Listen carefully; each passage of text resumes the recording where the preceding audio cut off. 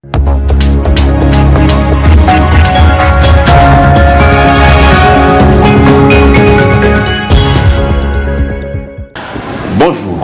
Plus de 4 mois après son investiture comme 34e gouverneur de la province du Kasaï oriental, la gestion de l'actuel gouverneur pousse des gens à polémiquer, des murmures vont dans tous les sens. Finalement, qui tire les ficelles, qui contrôle quoi dans cette province devenue depuis un temps la plus petite de l'ensemble des provinces de la RDC.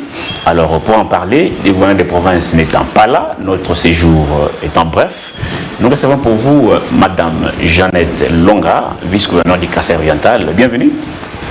Merci, bonjour.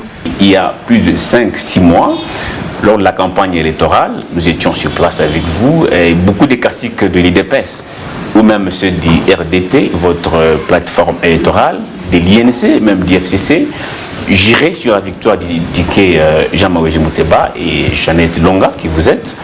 Alors, première question, c'était pour quel projet de société? Il y a 6 mois, comme vous l'avez dit, la population était derrière Jean-Marie Mouteba et Jeannette Longa Moussouamba. Et je crois qu'ils ne se sont pas trompés. Hein. Ils ont choisi et l'équipe est là, l'équipe est forte. Nous sommes là, nous avons le projet, nous sommes inscrits dans le projet du chef de l'État de servir d'abord le peuple et nous sommes pour le peuple. Bon, on a vu qu'il y avait l'engouement effectivement à l'élection, mais actuellement il y a beaucoup de murmures parce qu'on s'est dit finalement cette équipe ne travaille pas. Non, dire que cette équipe ne travaille pas, ce n'est pas vrai. Il a fallu mettre un peu du temps pour connaître aussi les milliers, voir ce qu'on nous a laissé et ce que nous devons faire aussi. Donc nous, on ne peut pas aller commencer par le passé, nous voyons le futur. Ce que nous sommes en train de faire, l'équipe est là, nous sommes en train de travailler, je crois que les choses sont en train de changer. Jusqu'à prendre 4-5 mois? Oui, hein, ça fait 4 mois, c'est depuis le mois de mai, ça fait 4 mois. 4 mois, c'est pas beaucoup. Hein. Nous, on a hérité notre province vide, les caisses pratiquement vides. Alors, le temps de se réunir, de se mettre en marche avec les autres, et je crois que maintenant, on est en train de travailler. Ça va aller, j'ai la foi. Alors, brièvement, est-ce que vous pouvez nous brosser les tableaux? Quel est l'état des lieux de la province actuellement? Nous avons trouvé notre province vraiment dans de pépins. Aujourd'hui, nous nous sommes mis à travailler. Vous savez, on ne parle pas de ceux qui sont partis. Hein. Nous voyons maintenant notre avenir à nous, ce que nous sommes en train de faire. L'état de lieu est sombre. Nous sommes là avec le gouverneur Jean-Marie Mouteba. Nous avons mis le temps pour préparer ce que nous sommes en train de préparer. Si nous devons commencer, tout est sombre, comme je l'ai dit. L'état des routes pour la ville de Mbuji-Mayi, même dans nos territoires, il y a beaucoup à faire parce que nous avons au moins 75 km pour la ville. Il y a au moins 250 km pour les territoires. La province est sans eau, sans énergie. Comment on peut travailler si vous n'avez pas l'eau, vous n'avez pas l'énergie?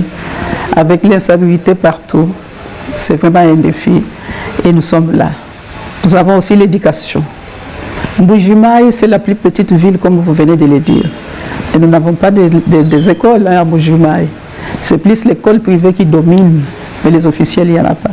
Nous devons reconstruire tout ça. L'État, les hôpitaux, on n'en a pas. Quand vous regardez ce qu'on avait dans son temps avec l'AMIBA, c'est l'AMIBA qui supportait presque tout. Et aujourd'hui, l'AMIBA est par terre.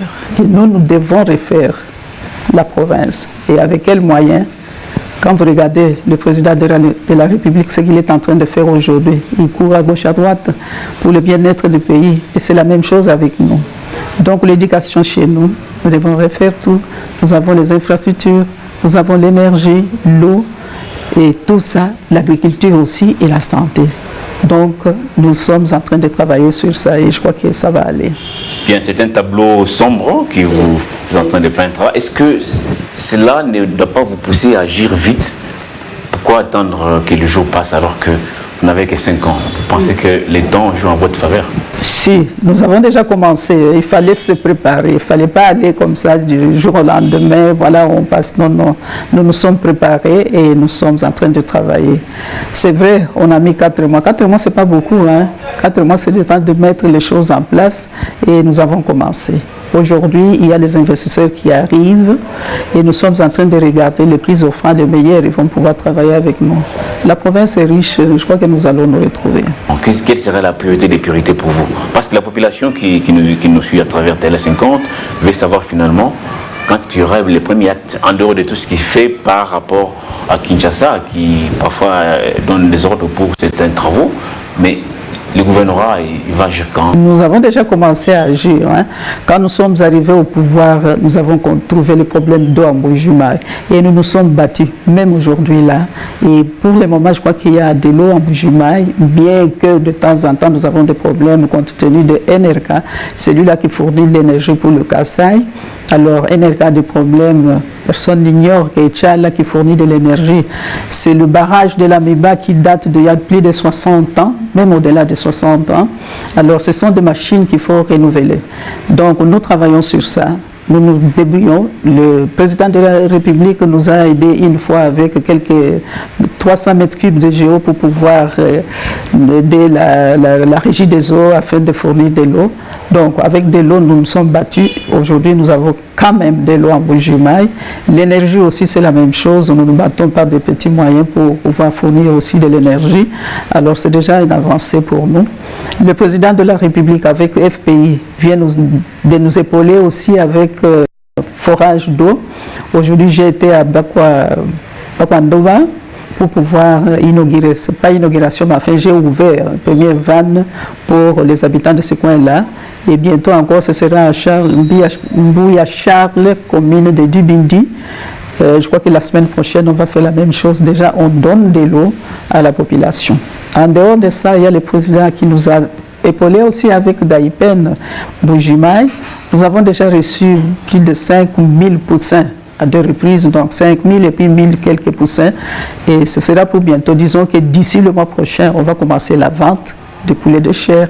Et en décembre, ce sera pour les choses de pondeuses et des œufs aussi.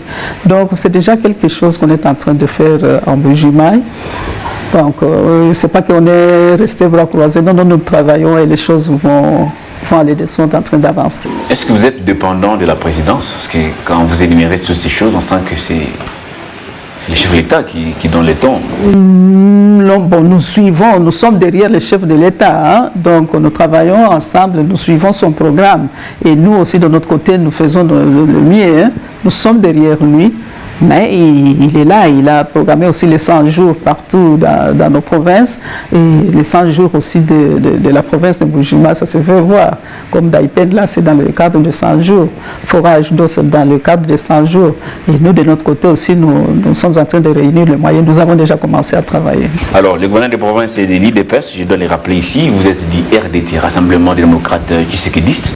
Vous êtes pratiquement des alliés, vous avez fait un mariage très solide ici, avec beaucoup de députés provinciaux, gouverneurs, vice-gouverneurs de l'opposition. À l'époque, dans l'opposition, vous dénonciez le fait qu'il y avait des millions ici au Kasaï oriental qu'on détournait de temps en temps. Alors, 4 mois après, où sont passés ces millions, madame la vice-gouverneure? Exact, on a dénoncé ça, c'est vrai. 4 mois après, nous sommes en train de réunir.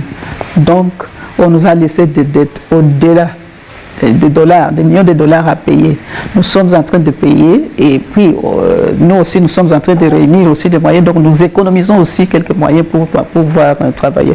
Ici, chez nous, il y a de l'argent. C'est question de le canaliser et de travailler correctement. Je crois que Bujimaï va décoller. On n'a pas besoin d'aller plus ailleurs, mais de nous-mêmes, il y a moyen d'avancer avec nos moyens. Alors, pourquoi préférer payer des dettes au lieu de s'occuper des enfants qui pleurent de faim? Comment vous avez priorisé ça? Non, c'est-à-dire que vous connaissez vous-même le système bancaire. Quand vous avez des comptes et qu'il y a quelques francs qui tombent dans des comptes, la banque récupère automatiquement. Donc, c'est ce moyen-là que nous sommes en train de détourner pour éviter. Mais malheureusement, pendant ce mois qu'on a travaillé, la banque a pu récupérer et on est dans le bon. Vous faites des promesses, madame, excusez-moi, quand est-ce que ça va se faire sentir finalement? Mais je crois que ça a commencé, les choses vont commencer à se faire sentir déjà sur place.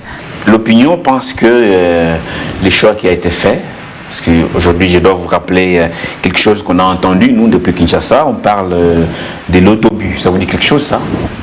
Oui, dire autobus, qui est celui-là qui a marqué? Non, ça va.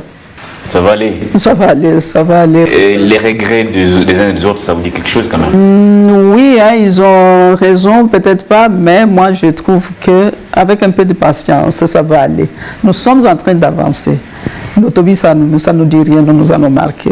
Ça va aller, nous avançons. Pour gérer la province, vous avez besoin de l'argent. Vous avez dit ça ici, c'est qui est vrai. Vous dites qu'il y a des dettes qu'il faut rembourser. Quelles sont les potentialités du Kasaï oriental aujourd'hui? Comment vous allez mobiliser ces fonds? Parce que déjà, il n'y a pas d'entreprise. L'AMIBA, qui était les poumons économiques de la province, est à genoux. On ne sait pas si l'assassin vous verse de l'argent. Et en dehors de ces deux-là, il n'y a rien. Il n'y a rien ici. Comment allez-vous mobiliser ces millions? Parce que vous chiffrez pratiquement les budgets à 10 milliards pour 5 ans.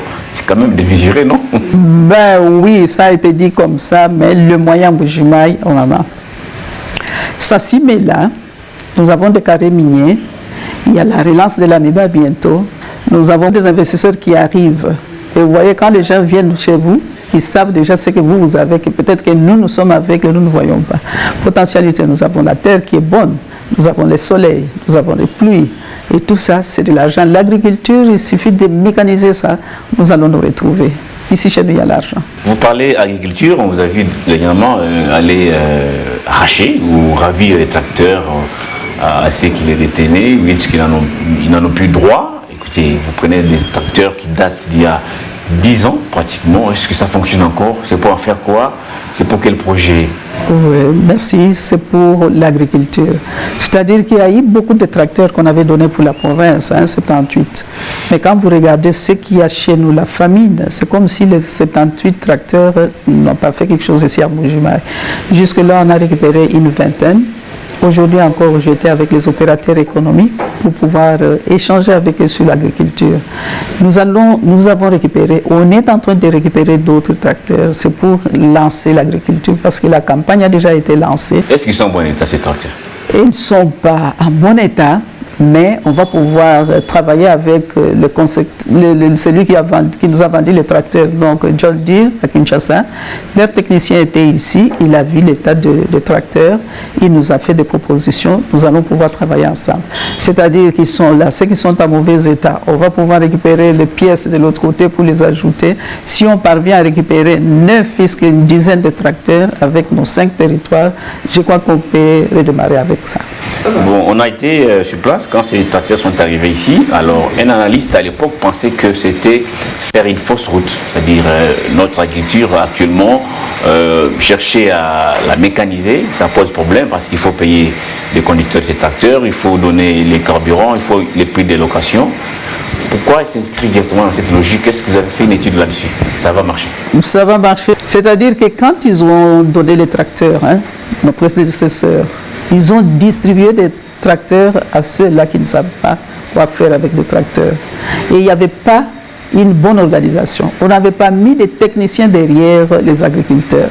Ce qui fait qu'on donne un tracteur à un ami, parce que c'est un ami, et lui il va utiliser le tracteur pour transporter le bois, pour transporter le charbon, de l'eau, au lieu d'envoyer les tracteurs au village, dans nos territoires. Non, les tracteurs sont gardés ici, donc ça devient comme un tracteur de transport. Mais nous, étant derrière le président de la République, nous sommes là travailler pour la population, pour casser un peu la famine qui est dans notre pays, éviter cette importation de coulage de recettes de dollars chaque fois envoyées à l'extérieur. Et pourtant, nous en avons besoin ici chez nous. Nous allons nous mettre avec les agriculteurs, nous allons nous mettre avec les agronomes, les techniciens, les chefs de division qui sont vraiment en matière, ils vont pouvoir aider la population, ils vont nous aider. Donc c'est question de s'organiser et les choses vont aller. Je vous pose cette question d'un téléspectateur qui savait qu'on devait tourner une émission. Elle a dit, on va poser la question à Madame Jeannette. Après son long séjour à Kinshasa, le gouverneur rentré avec pompe. Il a déclaré publiquement que désormais les Kassaïens pourront manger 4-5 fois par jour. Alors il veut savoir, ça sera pour quand? Merci pour la question. C'est vrai, hein, il avait dit ça que bientôt ce sera 4-5 fois par jour. Je vois comme il est en train de se battre pour chercher à faire nourrir la population 5-4 fois. Mais je crois que la meilleure c'est dans l'agriculture. Hein. Si on a des étendues et qu'on a beaucoup à manger, on parvient à produire beaucoup, hein, les conseillers vont manger. C'est pourquoi moi je me base. Je vais plus tout droit dans l'agriculture, hein, parce qu'avec l'agriculture, il y aura à manger. Donc il est à Kin, il est en train de travailler aussi. Moi de mon côté aussi, je suis en train de travailler. Voyons la saison à ce que ça va donner. Si ce n'est pas la pluie qui dérange, je crois que les choses vont s'arranger. Alors, nous allons pratiquement chuter parce que cette émission tend vers sa fin. Je pose cette question. Est-ce qu'aujourd'hui, vous parlez de l'AMIBA qui devait donner l'électricité, l'eau aussi dépend de l'électricité, et Tchala est complètement obsolète. C'est tellement que vous avez à visiter cette centrale hydroélectrique. Est-ce qu'il y a une solution à long terme? Oui, hein. Kassa Oriental, nous avons beaucoup de potentialités. Le FPI était ici il y a 2-3 jours, il était à Lupatapata, territoire de Lupatapata. Là, nous avons aussi, il y a une étude, hein, qui a été faite par l'ingénieur Ahmed. Ils sont allés voir, il y a un barrage, il y a moyen de produire de l'énergie à Lupatapata. Et puis, non seulement à Lupatapata, nous avons aussi dans le territoire de Chiléni, à Miembo, il y a aussi moyen de produire de l'énergie. Donc les études sont faites. Mbujimai, sans compter sur Tchala, il y a Tubitubidi qui peut produire aussi de l'énergie. Il y a Sassim qui peut nous donner aussi de l'énergie. Donc on ne peut plus vous regarder Tchala parce que c'est déjà des vieilles machines. Mais avec Lupatapata et Chilenge, nous avons des endroits où il y a de chutes où on peut nous produire de l'énergie, mais alors beaucoup d'énergie, une trentaine de mégawatts pour Lupatapata, et je crois qu'à Miembo-Chilenge aussi on peut en avoir beaucoup. Donc je suis sûr qu'avec l'arrivée du président Félix Antoine, avec tout ce qu'il est en train de faire comme démarche pour notre pays, en tout cas on aura de l'énergie. On ne compte même plus sur Tchala. Avant de chuter complètement, comment sont vos relations avec l'Assemblée provinciale? Bon, Assemblée provinciale, ce sont nos frères, hein, ce sont nos députés, ils nous ont élus. Les problèmes ne manquent pas, mais on est dans le bon. Est-ce que vous les écoutez ou est-ce qu'ils vous écoutent, vice-versa? Bon, ça marche. Parce qu'avec le président de l'Assemblée, on s'appelle, même ce matin encore, hein, on s'appelle régulièrement. Il y a de ces députés qui viennent. Écoutez, les problèmes ne manquent pas en famille, hein, mais sinon ça va. Ça va. Ça va. Je n'ai rien à craindre, moi. Merci, madame. Alors, votre caméra est gardée. Un petit message, 30 secondes, pour rassurer la population, parce que les murmures, je le répète, ça va dans tous les sens. Ok, merci. Tout ce que je peux dire à la population est-kassaïenne, Mbujimai, le gouverneur vous a promis à manger 3-4 fois par jour. Soyez patients, ça va venir. Avec l'Assemblée, nous sommes les enfants de même père, nous sommes des frères, ils nous ont élus et nous sommes là, ça va aller. Je salue le président de l'Assemblée à qui nous il est et je salue tout le monde, ça va aller, soyez patients. Merci. Madame, merci. Je vous remercie.